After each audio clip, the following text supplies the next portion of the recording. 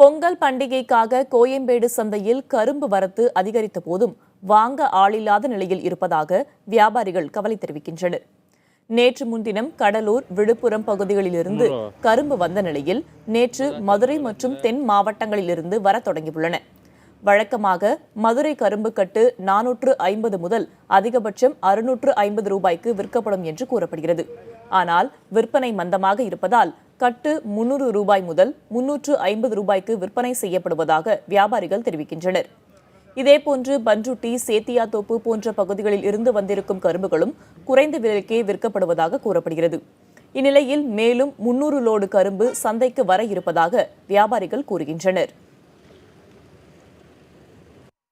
பணம் பெரட்ட முடியாத ஒரு சூழ்நிலைக்கு இப்போ ஒரு 10 ரூபாய்க்கு வாங்குறோமா, 10 ரூபாய்க்கு வேண்டாம், ஒரு 5 ரூபாய்க்கு அப்படிங்கிற மாதிரி அதை குறைச்சிக்கிட்டாங்க. இப்போ குறைக்கும் போது வியாபாரங்கள் இன்றைக்கெல்லாம் பார்த்தீங்கன்னா, நேற்றுக்கு இன்றைக்கும் பார்த்தா இப்போ இங்கே நிற்கிற கரும்பு பார்த்திங்கன்னா 1 மணி நேரத்தில் காலியாகும்.